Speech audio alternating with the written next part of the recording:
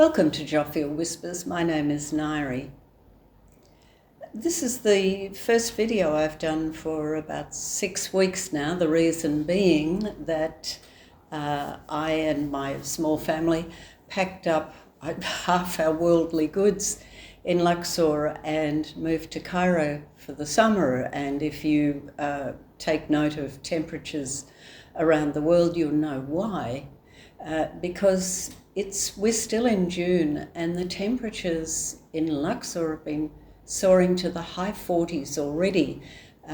This doesn't usually happen until late July, and it's of some concern to us.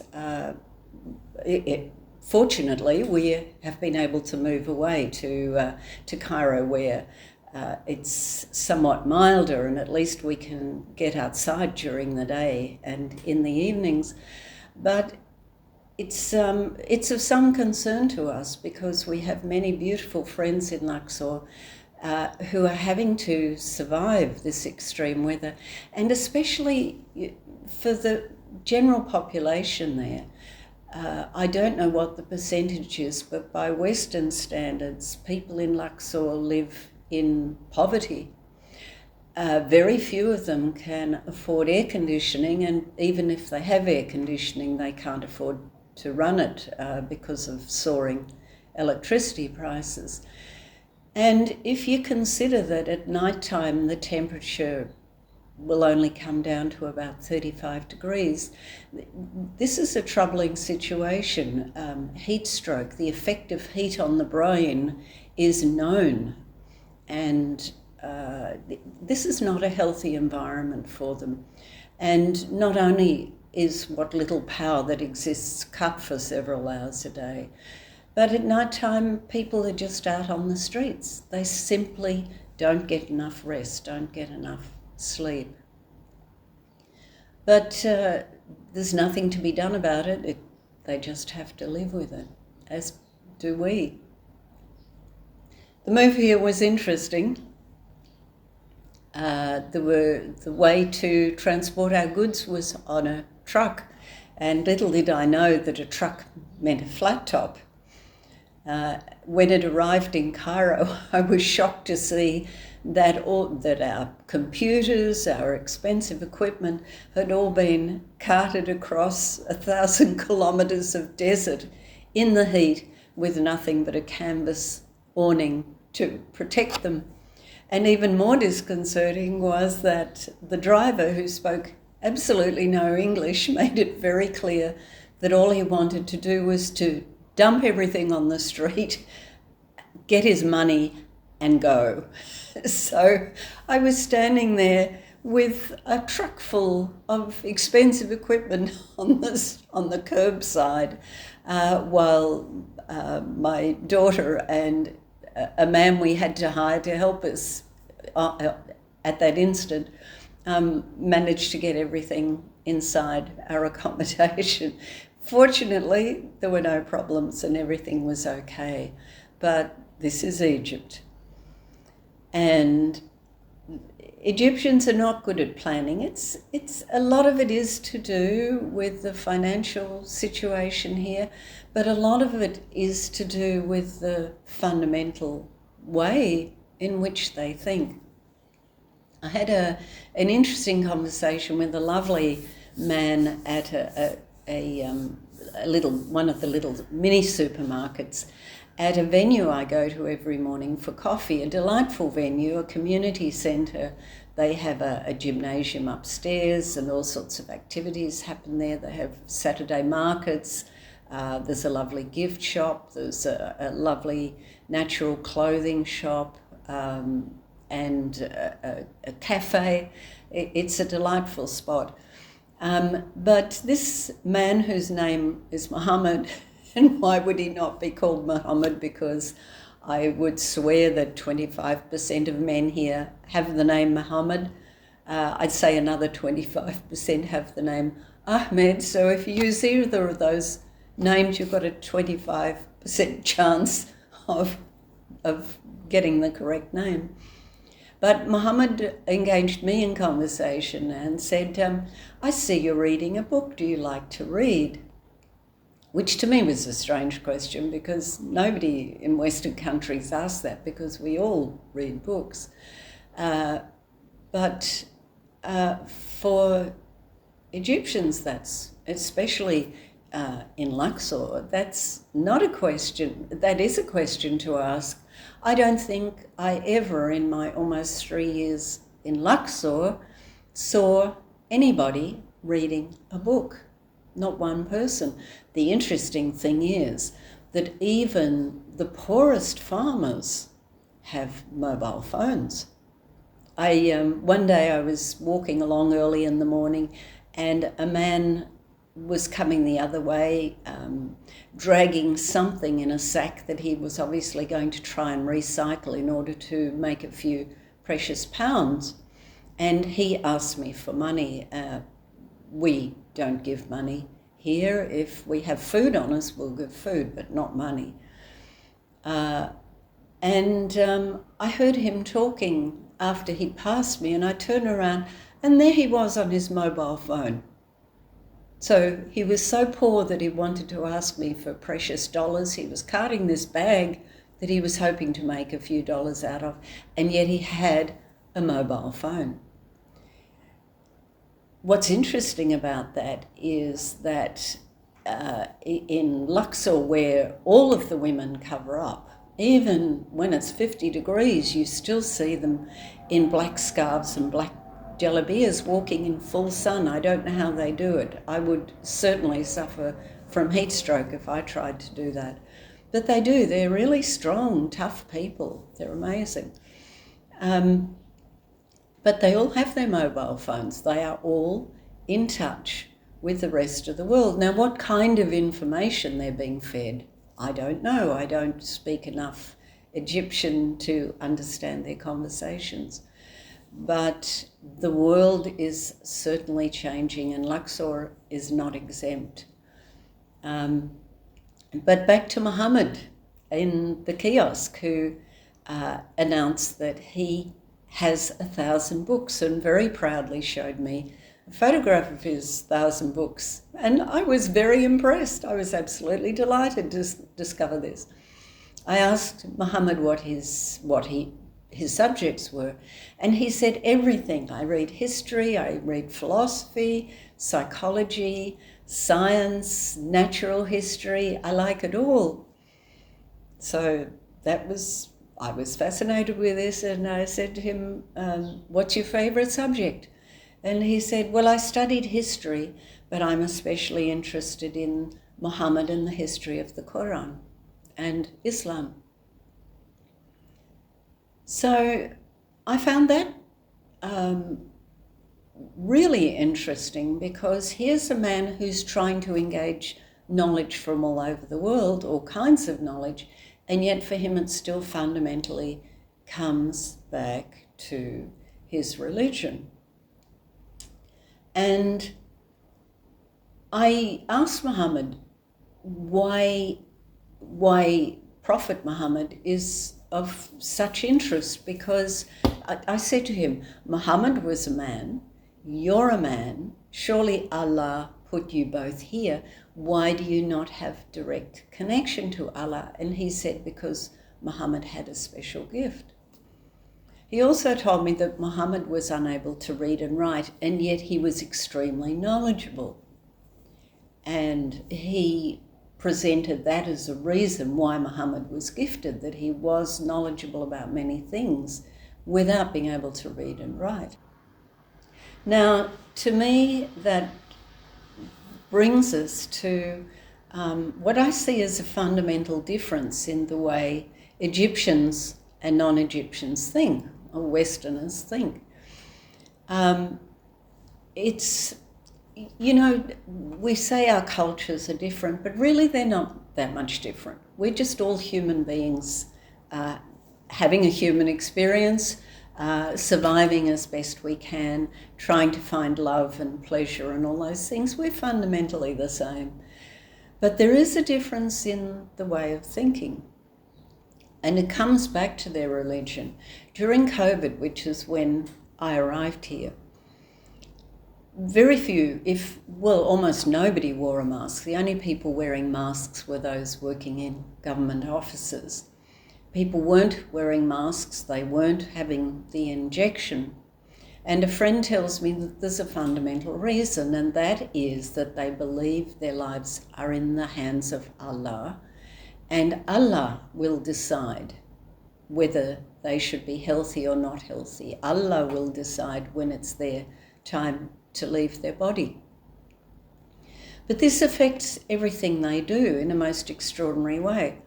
And the most significant way to me is their inability to plan anything, their inability to see the consequences of their actions.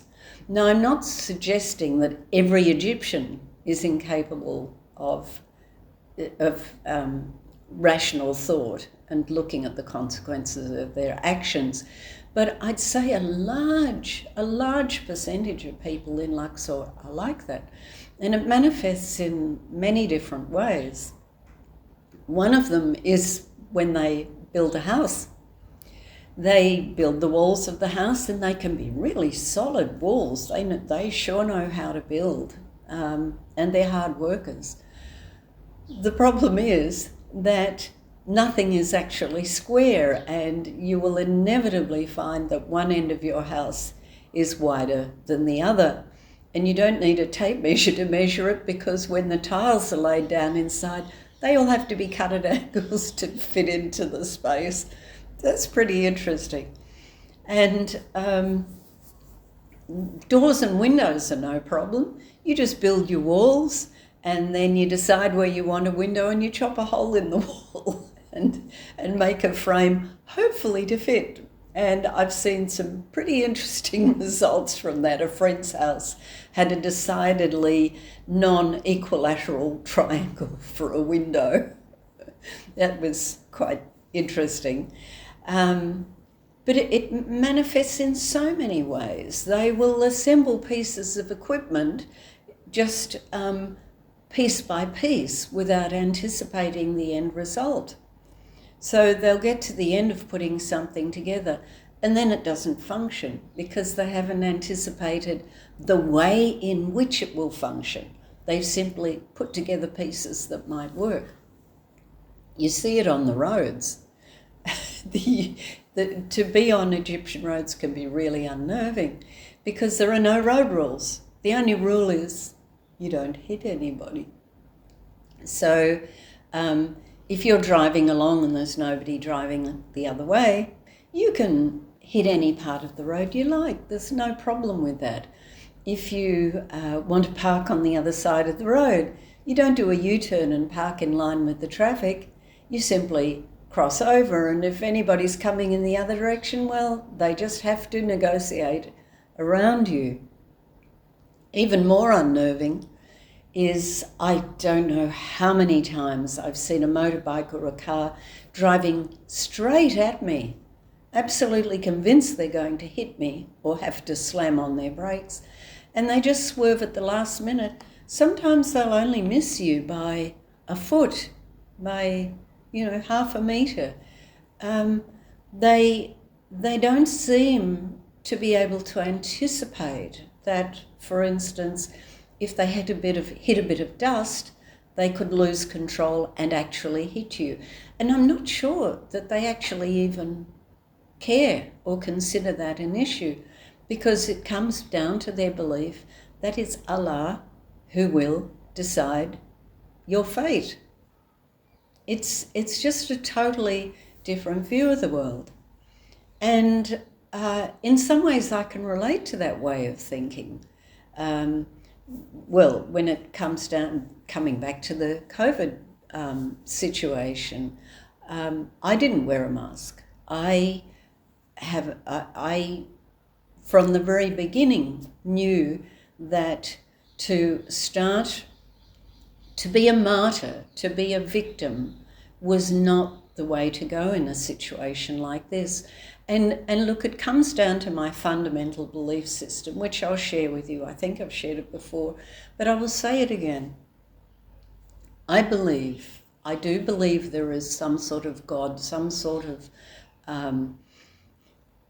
energy system of which we are a part, and it could well be a consciousness, an actual consciousness of which we're a part.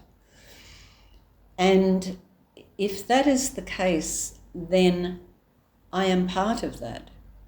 I have been created perfectly within that system.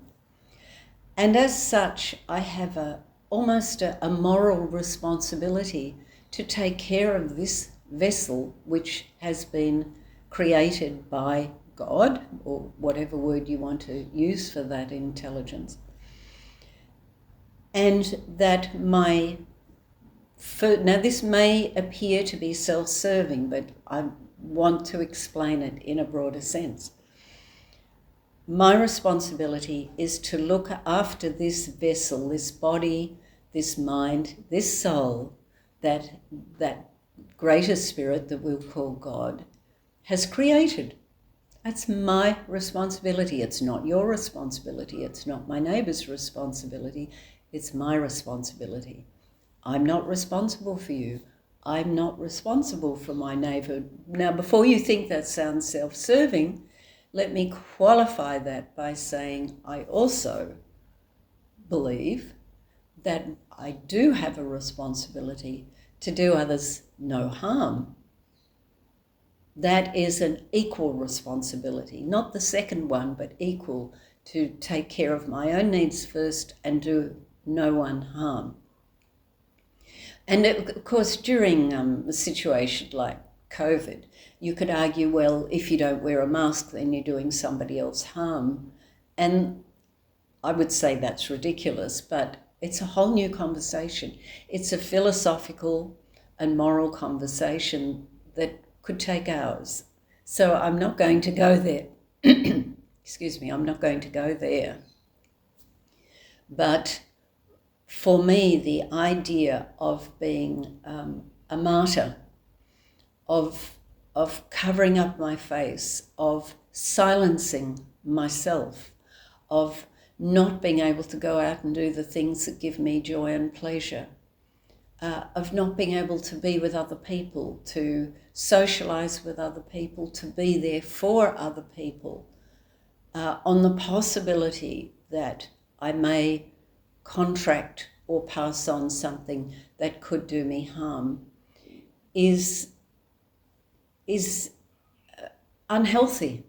It's unhealthy because the reality is that we're born and that we will die, and everything else in between, everything in between is decoration. It's a search for pleasure.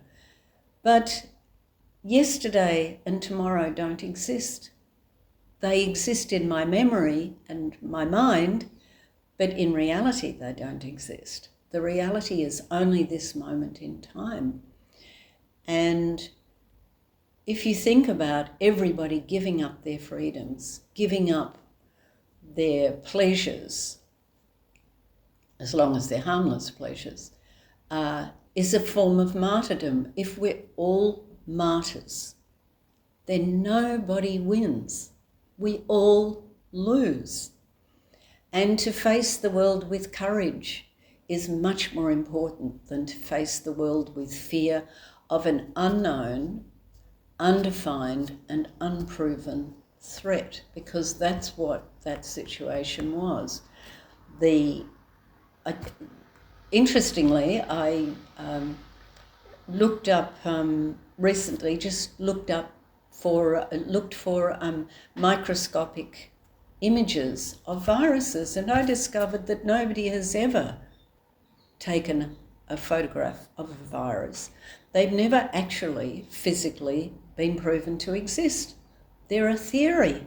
They're still a theory, and yet the whole world accepts them, accepts a virus as a phenomenon. It's never been proven to exist. Now that doesn't mean it doesn't exist, but nobody's proven it. And that's the troubling part.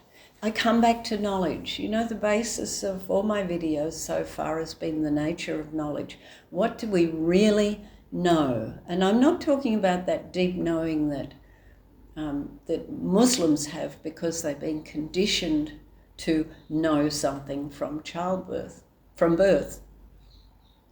But that knowing that is, to all intents and purposes, provable. For instance, I know that if I open the door, I'll be able to walk through it and go to the other side. I know that, so that it's provable, because every time I turn the door handle, the door opens. It's something I can prove. But the nature of illness, no scientist has ever proven what illnesses are. I have my own theories and beliefs about what illness is. I don't believe illnesses are contractable for a start. I think they are more to do with the food cycle, with the weather cycles, but that's a whole new story, a whole new conversation. And if you want to know a little bit about that, you can engage in the work of my daughter, Tony Johansson, under her Inspiral banner sometime.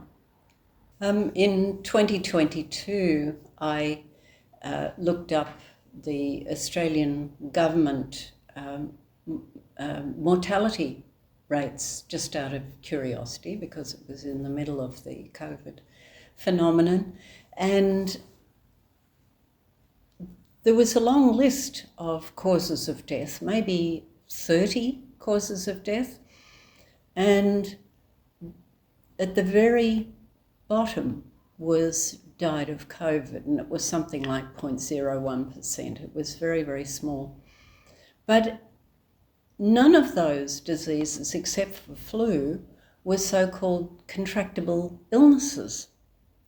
They were all sorts of other physiological causes, but people tend not to die of contractable diseases. Now, I know they have in the past, but we still don't know whether they are contracted from other people. Nobody's ever, how can you prove whether people contract diseases from one another? It used to intrigue me. Every winter in Melbourne, people would become ill with flu or winter diseases. But I would find that you could have one person in your street who was ill, and then another person several kilometres away who was also ill. And yet we would be told to not go out in public because we might pass it on. But if none of your neighbours have it, but somebody several kilometres away has it, that has to tell you that it can't have been contracted between those two people. It has to have had another source. But maybe there's research about that. I'd be really interested to know.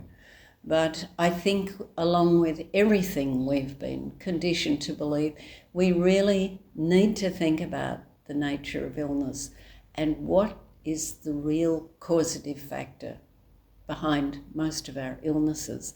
I think the truth about that could be very interesting and potentially quite frightening, really. I think there's a lot to be unpacked there that needs to be seriously looked at, challenging as it is. I think I'll finish there. That's enough for today. It was just a reconnect with you lovely people out there who are choosing to spend a little time with me. Thank you for joining me. If you want to know a little bit more about me, you can go to my website, nairej.com. You can look at some of my paintings, listen to some music, read chapter 1 of my book, Joffiel Whispers, if you're so inclined. And I hope to see you next time. Until then, stay well, stay blessed.